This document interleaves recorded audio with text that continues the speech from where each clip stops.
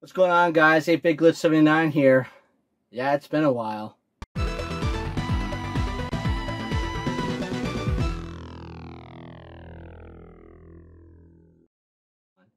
Alright guys, so I'm back. I know it's been a while, but we've got 2 retro game treasure boxes to unbox. I know, it's just, life has just not been kind to me. Work has been, well, let's just say... Well, we're still on 346 consecutive hours, and all because of one little boy who won't let me stop! Crazy. So, with that, let's just open up these RGT boxes and get it over with. Alright guys, so we've got April and we've got March. So let's go with March first and see what we got. Now, if you don't know, Retro Game Treasure is a monthly subscription service that sends you retro video games every month. Select the systems you want to get. They'll send you 3 to 5 games a month. Yeah, they'll update the list of the games they send you, but you want to keep your list updated for anything you get outside the service. So be sure to do that so you don't get any duplicates. I've gotten duplicates before. That's been their error, and they've made it right for me, so they're pretty good at that. So with that, guys, let's get into this March box and see what we got.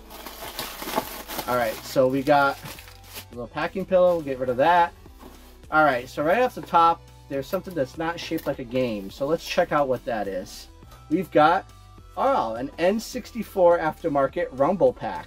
That's pretty cool because sometimes you can check off if you want to get accessories as well. Now, they don't count that as like one of the games. At least that's not been my experience. When I've gotten an accessory, I've still gotten at least 3 games in the box. So it's almost like a freebie in a way. But anyways, yeah, a Rumble pack for the N64. Pretty cool. Not bad. I'll take it. Not bad. All right, so let's get into the games here. We've got ourselves an, let's see, an NES, is that? Okay, we got, I can tell by the shape, it's a Tengen NES game. And we've got a loose Genesis and a disc-based game. So let's go with the Genesis here real quick and see what we got. What did we get for the Genesis? We got F-15 Strike Eagle 2. Alright, so I'm not sure if this game is like simulator from like the cockpit or if it's like an afterburner style jet game, but it's obviously a fighter jet game.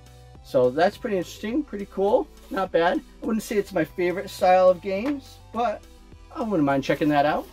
Alright, so now let's go and we'll save the, it's not a licensed NES, we'll save it still for last.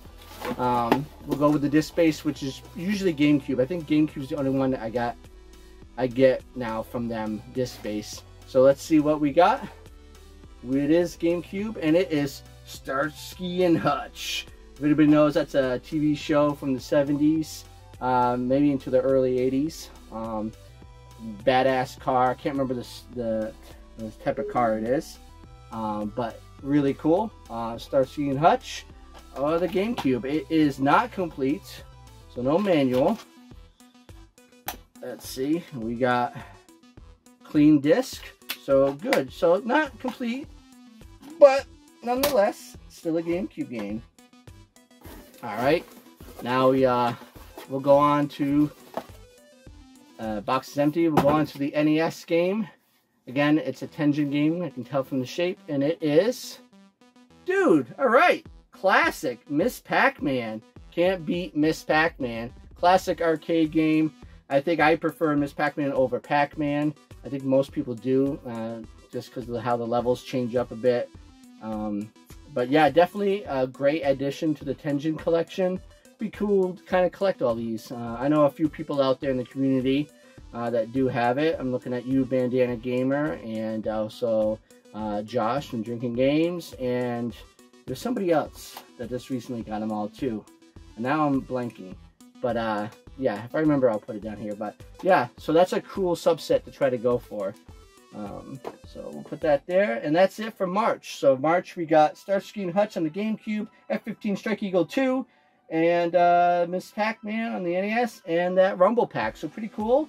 For that month, we'll do it now instead of the end. For that month, I'm going with the Miss Pac-Man. I think that's my pick. You tell me what your pick is down below. And while you're doing that, let's get to the April box. So for April, we've got packing material. Get out of there. Okay, we got another box that's not a game. It's something else, so that'll be interesting. We've got N64 feels like, and a must be either Master System or Genesis game. Is that it? I don't know. Well, let's get some stuff out of the way here so we can reach in there. We got, this is actually pretty cool. It's a third-party extension cable for the NES controller. So if you need to make your controller cable a little longer, this is the tool to use, I guess. I don't have these. I have these for the Super Nintendo from back in the day, and I think I got them for Genesis. I didn't have any NES ones. Never really felt like I needed one, but that's really cool to have. I don't mind that, and having that in my toolkit, so to speak, for if I ever need it. Very cool. Okay, so like I said, we got an N64 game here. Let's take a look and see what this is. It is, what do we got? Revolt. All right, so this is like, if I remember correctly, this is like a 3D RC Pro-Am. You're driving like an RC car around, I think in like some of the levels maybe like in the house, like driving around the house or something, and there's like on the street and stuff, if I remember correctly. You can correct me if I'm wrong down in the comments, but Revolt for the N64, another one checked off the list now for that N64 collection. That probably gets me over the 100 hump there with that title, so that's pretty cool. All right, and then we've got, okay, so we got like a Genesis or a Master System game in box, and we got a disc-based game under that. Okay, so let's go with the Genesis one. It is, if I got it backwards or upside down, it is F-117 Night Storm. So now we've got like another like flying jet sort of game, and this one looks to be, I don't know, 2 modes of play: arcade, instant action, campaign, full career. 16 megs of explosive combat action filled with reading is hard.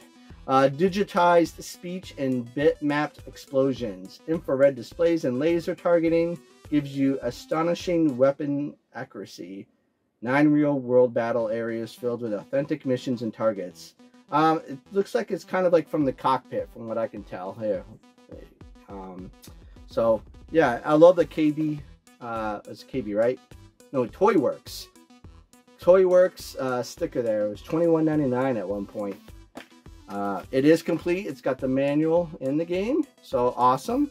Not bad. All right. Again, not totally my favorite kind of style of game, but interesting nonetheless. And now the last game for April. It's a disc-based, so it must be GameCube again. Let's see if I can get this the right side this time. And what did we get? Oh, we got the Incredibles Rise of the Underminer. Cool. All right, cool. This is in really good shape. Like usually the plastic can get kind of like grungy or like cloudy, but that's really clear. That's really nice. No dings in the plastic or anything. It is complete, even with the warning precautions sheet back there you can see. And the game is probably flawless. Basically, yep, flawless disc. So awesome. So another GameCube game added to the collection.